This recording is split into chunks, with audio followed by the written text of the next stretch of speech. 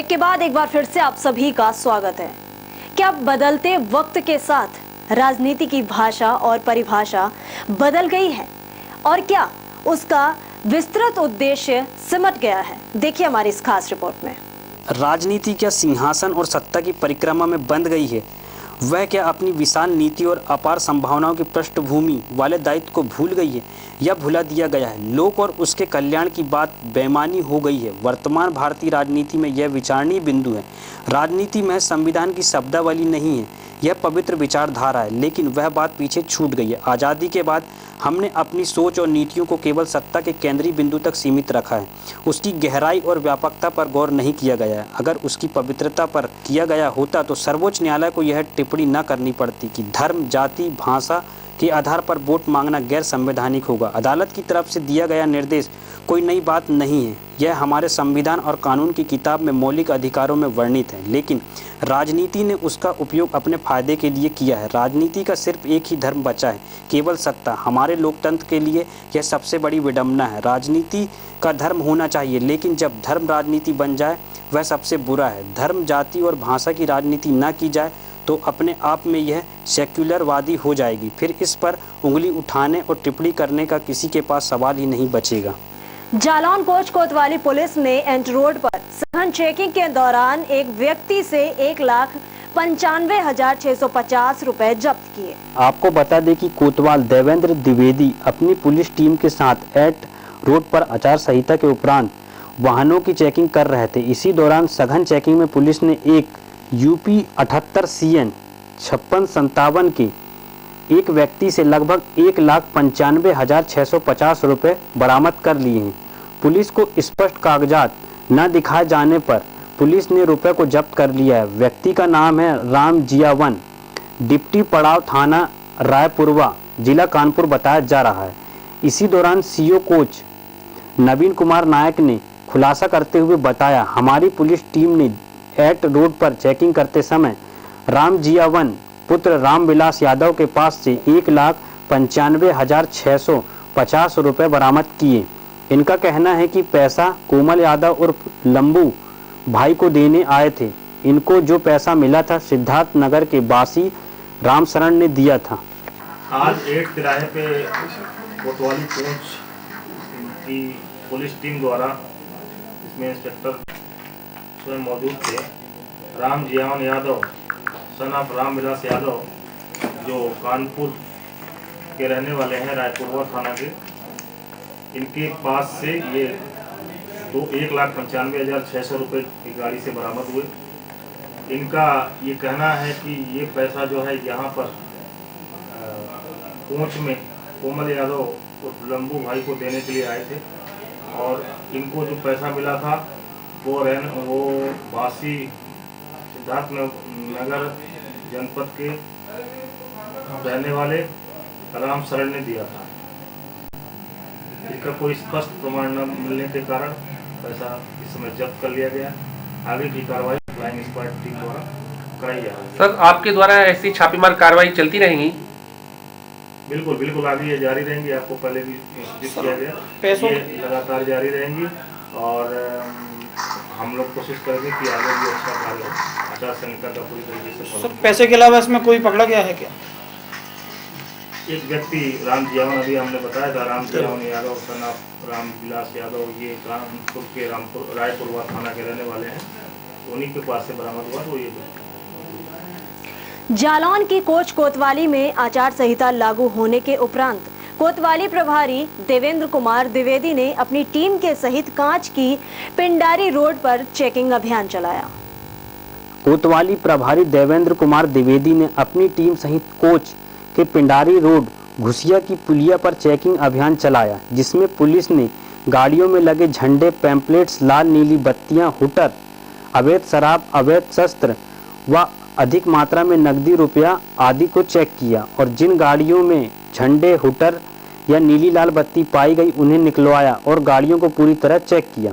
कोतवाल देवेंद्र द्विवेदी ने चेकिंग के दौरान निर्देश दिए, साथ ही नेम प्लेट लगी गाड़ियों की नेम प्लेटें हटाई गई और वाहन चालकों को चेतावनी देते हुए कहा कि अनियमितता पाई गई उसमें MV एक्ट में कार्रवाई की जाएगी और चेकिंग में जो भी अवैध सामग्री बरामद होगी तो नियमानुसार कार्रवाई की जाएगी। जो 2017 का विधानसभा का चुनाव है उत्तर प्रदेश का, उसके उपलक्ष्य में आज हम लोग कोई जो अवैध शस्त्र, अवैध शराब कोई ले तो नहीं जा रहा है या अवैध किसी चुनाव प्रचार के लिए पैसा वैसा बांटने वगैरह कोई नहीं, उस उपलक्ष्य में हम लोग वाहन चेकिंग कर रहे हैं। इसमें सर अभी आपको कुछ ऐसे लोग मिले हैं जिनमें गाड़ियां पकड़ी गई हो या? अभी ऐसा कुछ नहीं है, जो अनियमितता पाई गई जिसके उसमें MV एक्ट में जो विधिक कार्रवाई थी उसमें की गई है और जो भी अगर चेकिंग में जो भी अवैध चीज़ें बरामद होंगी उससे नियमानुसार विधिक कार्रवाई की जाएगी। Film actor Arjun Rampal BJP कार्यालय पहुंचे। यहां उन्होंने कैलाश विजयवर्गीय से मुलाकात की और संगठन महामंत्री रामलाल से भी मिले। अर्जुन रामपाल का कहना है कि वे मोदी के समर्थक हैं। मोदी सरकार जो भी काम कर रही है जनता के हित के लिए काम कर रही है। जो भी करने की जरूरत पड़ेगी वह मोदी के लिए करेंगे। ज्वाइन करने के बारे में उन्होंने कहा कि अभी मैं और औपचारिक तौर से इस बारे में कुछ नहीं बता सकता हूं, लेकिन उम्मीद की जा रही है कि जिस ढंग से वे कैलाश विजयवर्गीय से मिलने के बाद संगठन महामंत्री रामलाल से मिले तो जल्द ही बीजेपी ज्वाइन कर सकते हैं। चुनाव प्रचार करने के बारे में अर्जुन रामपाल का कहना था कि कैंडिडेट अगर अच्छा होगा तो कैंपेन कर सकता हूं। मैं राजनेता नहीं हूं, लेकिन जब प्रचार की बात आएगी तो उम्मीदवार देखकर के फैसला लूंगा। मेरठ की महिला थाना प्रभारी कंचन चौधरी के वीडियो वायरल होने से पूरे पुलिस महकमे में सनसनी फैल गई है। यह वीडियो गाजियाबाद के कप्तान, उन्नाव PTS के IG और गाजियाबाद की महिला इंस्पेक्टर पर सवाल खड़ा कर रही है। इस वीडियो में इंस्पेक्टर कहती सुनाई दे रही है कि गाजियाबाद के महिला थाने की इंस्पेक्टर आरती सोनी को उन्नाव PTS के IG प्रेम प्रकाश की सिफारिश पर चार्ज दिया गया है। इस वीडियो में कंचन चौधरी ने IG और गाजियाबाद की महिला थाना प्रभारी के चरित्र पर भी गंभीर आरोप लगाए। इस वीडियो में अधिकारियों के लिए जातिवाद का भी जिक्र किया गया है। वायरल हुआ यह वीडियो न बल्कि अनुशासनहीनता दिखा रहा है बल्कि पुलिस महकमे को बदनाम कर रहा है। वीडियो में कंचन चौधरी यहाँ तक कह रही हैं कि खुद गाजियाबाद के कप्तान ने उनसे कहा था कि मेरे ऊपर दबाव है, इसलिए आरती को चार्ज दे रहे हैं। मेरठ की महिला इंस्पेक्टर कंचन चौधरी की इस वायरल वीडियो ने पुलिस महकमे में थाने के चार्ज देने की हकीकत को बयां कर दिया है। कंचन का दावा है कि चार्ज काबिलियत पर नहीं बल्कि सिफारिश से मिलता है। उन्होंने बताया कि वह नोएडा से गाजियाबाद तैनाती हुई थी। कप्तान दीपक कुमार ने भाई की शादी के बाद चार्ज देने के लिए कहा था। शादी से लौटे तो बुलाकर कह दिया कि IG प्रेम प्रकाश की सिफारिश आई है। दबाव के चलते महिला थाने का चार्ज आरती सोनी को दिया जा रहा है। उसके बाद वहां से DIG ने मेरठ के लिए स्थानांतरण कर दिया। चुनाव तक ही मेरठ में रहना है, इसके बाद आगरा में तैनाती कराएंगे। कंचन चौधरी की वायरल हुई वीडियो अफसरों के दबाव की पोल खोल रही है। वहाँ के कप्तान ने कहा कि ठीक है मेरे भाई की शादी है कंचन, आगे तुम चार्ज मिल जाना। वहाँ भी नहीं आना चाह रही थी और ना मैं चार्ज की इच्छुक थी। और वहाँ जो कप्तान जब शादी से लौटे अपने भाई की शादी से, तो वो प्रेम प्रकाश जो है ने फोन कर दिया आरती सोनी के लिए। आरती सोनी जानते हो? इतिहास है उसका सब। आरती सोनी के लिए फोन कर दिया और कप्तान सोनी कहने लगा मैडम सॉरी, और वो मेरे को तो बड़ा दबाव आ रहा है। तो ठीक है सर, जहाँ दबाव आ रहा है आपको, हाँ नहीं सर जहाँ दबाव आ रहा है उसको चार्ज कर, कोई दिक्कत नहीं, मुझे जहाँ चाहे हम हाँ उसको चार्ज दे दिया आरती सोनी को। जब मैं वहाँ 1 महीने रही, मुझे भेजा गया था DI साहब ने कि कंचन को चार्ज दो। मीटिंग हुई वहाँ नोएडा में। अब ये तुम क्यों बोल रहा SC है, और वो भी SC है प्रेम प्रकाश, मायावती का खास आदमी है, और ये चेरी है उसकी प्रेम प्रकाश की। वोट मत कर लेना। मैंने यहाँ काम मैंने किया DI साहब नोएडा से बहुत दूर पड़ेगा। नोएडा से मैं घर से ले जाती हूँ, हर सैटरडे पहुँच जाती थी मेरे घर, मंडे आ जाती थी आराम से। उधर नोएडा को बहुत अच्छा है, आप मुझे नहीं कोई बात नहीं, आप मेरे नाम। गाजियाबाद पुलिस को एक कामयाबी हाथ लगी है, देखिए हमारी इस खास रिपोर्ट में। थाना कबीरनगर में मुखबिर की सूचना के आधार पर अज्ञात चोरों द्वारा बिजली के खंभे से काटकर चोरी कर लाया गया तार व ट्रांसफार्मर के उपकरण को दिल्ली हापुड़ चुंगी से ले जाया जा रहा था, जिसे छोटे हाथी में ले जाकर दिल्ली में बेचने की फिराक में थे। सूचना पर पुलिस के द्वारा चेकिंग की गई तो सामने से आ रहे छोटे हाथी को रोकने की कोशिश की गई। टेम्पो में सवार बदमाशों ने पुलिस पर फायरिंग की और पुलिस ने वीरता के साथ बदमाशों को पकड़ लिया। पकड़े जाने के बाद पुलिस के द्वारा पूछताछ में बदमाशों ने बताया कि घटना करने से पहले लोग कॉलोनी के बाहरी क्षेत्रों व खेतों में बिजली के तारों की लाइनों व ट्रांसफार्मरों की रेकी करते थे और इन बदमाशों का प्रयास ये रहता था कि नए नए क्षेत्रों में घटनाएं की जाए और एक बार घटना करके दोबारा उस स्थान पर दोबारा नहीं जाते थे। ये बदमाश करंट चलती लाइनों के तारों पर चैन व रस्सा फेंककर शटडाउन करा देते थे तथा खंभों पे चढ़कर मोटे व असरदार उपकरणों से कनेक्शन को काटकर तारों की चोरी करते थे। जो बदमाश चोरी के लिए तारों को मेरठ, दिल्ली, फरीदाबाद के आसपास ठिकाने लगाते हैं, उनकी भी तलाश की जा रही है। बदमाशों के पास से 2 बंडल बिजली के तार, ट्रांसफार्मरों के उपकरण, 2 देसी तमंचे, 2 चाकू, तार काटने का कटर, रस्से, चैन, प्लास, पेचकस, पाना, दस्ताने आदि मिले। उनको इस्तेमाल करते हुए तमंचे के बल पर ये एक तरीके लूट की गई थी और लगातार उसके बाद अगले दोनों दिन पर अलग अलग जगह पर कविनगर थाना अंतर्गत इस तरीके की घटना की थी। इसमें मोडस ऑपरेंडी ये था कि जो विद्युत लाइन चलती है इसको चेन या रस्सी डालकर ये लोग पहले शटडाउन कराते थे। पहले भी इस तरीके की घटना का कविनगर पुलिस ने खुलासा किया था और उसी क्रम में ये जब शटडाउन कराते थे उसके बाद ट्रांसफार्मर को 4-5 लोग मिलकर नीचे ढकेल देते थे और उसमें का पूरा तार और जो भी उसमें मिलता था सामान वो लूट लेते थे और ले जाकर संभल, दिल्ली, मेरठ अन्य जगह पर बेचते थे।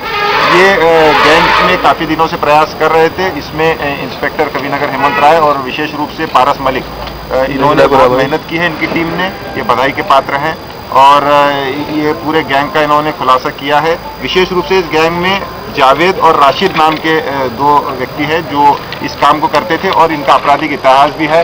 बागपत, बड़ौद और अन्य जगहों पर इस तरीके की घटनाओं का अंजाम दिए, दर्जनों घटनाओं को उन्होंने अंजाम दिया है। बलौनी में वांछित है राशिद और इनका आबिद गैंग लीडर है। तो एक बहुत बड़ी सफलता है और ख़ास तौर पर क्योंकि सर्दियों का मौसम है, कोहरे का ये लोग इस्तेमाल करते थे। पहले दिन में ये रेकी किया करते थे मोटरसाइकिल पर और देखते थे कि किस जगह का ट्रांसफार्मर और चोरी लूटना है या चोरी करना है और उसी के जगह एक छोटा हाथी और इस तरीके के 4 टायरा टेम्पो ला करके उसको तार को लोड करते थे और ये घटना को अंजाम देते थे। इस गैंग में कितने लोग हैं और क्या पहले भी गिरफ्तार किए जा चुके हैं? देखिए, इसमें अभी हमारे पास 7 लोग अरेस्ट किए गए हैं। पहले भी इनका आपराधिक इतिहास है, प्रेस नोट में बताया गया है पूरी तरीके से और ये बहुत ही शातिर किस्म के अपराधी हैं और इनके पास से 2 तमंचे भी बरामद हुए हैं, लाइव कार्टिज है और पकड़े गए अभियुक्तों के खिलाफ गैंगस्टर और NSA में भी कार्रवाई की जाएगी। पर कोई कर्मचारी इनसे मिला हुआ है क्योंकि लाइट को एकदम बंद करवाना बड़ा ही डेंजर रहता है उस प्रकार से। क्या जांच में कुछ आया है कि बताया हो किसी ने कि कोई पहले अभी तक की पूछताछ में तो ऐसा कोई बिजली विभाग के अधिकारी या कर्मचारी का नाम नहीं आया है सामने। फिर भी हम मजीद पूछताछ कर रहे हैं। आप लोग ठीक कह रहे हैं कि ये बहुत ही टेक्निकली और रिस्क भरा कारनामा है कि एक चलती लाइन को उसको विद्युत कनेक्शन को स्टॉप करके और ट्रांसफार्मर के अंदर उसको खोल करके उसका तार चोरी कर लेना, ये बहुत ही रिस्क भरा काम है। हम इसके और मजीद और इंट्रोगेशन कर रहे हैं। कबाड़ी वगैरह को बेचा, उनका कोई अरेस्ट वगैरह हुए? गैंग से कनेक्टेड थे या वो दूसरा गैंग है? नहीं, वो भी एक गैंग था, उसी तरीके का इनका मोडस ऑपरेंडी है और भी कुछ ऐसे गैंग की हमें सूचना मिली है। बहुत जल्द हम उनका भी खुलासा करेंगे। जो चोरी का माल खरीदते हैं उन्हें भी पकड़ा है? बिल्कुल, जहाँ पर ये माल ये बेचे होंगे उनको पकड़ा जाएगा, उनके खिलाफ भी उचित धाराओं में कार्रवाई करेंगे। ये बताइए, इसमें सचिव जिला विधिक सेवा प्राधिकरण विकास श्रीवास्तव ने आखिर क्या कहा, देखिए हमारी इस खास रिपोर्ट में। उत्तर प्रदेश राज्य विधिक सेवा प्राधिकरण के निर्देशानुसार जिला विधिक सेवा प्राधिकरण के तत्वाधान में दिनांक 29 जनवरी 2017 को जनपद न्यायालय परिसर गाजियाबाद, तहसील लोनी गाजियाबाद व मोदी नगर में मेगा लोक अदालतों का आयोजन किया जा रहा है। तो फिलहाल के लिए यूपी स्पेशल में बस इतना ही और तमाम बाकी खबरों के लिए देखते रहिए समाचार टाइम 24। भारत की बहुचर्चित फिल्मी पत्रिका सिने आजकल जो देती है नवोदित कला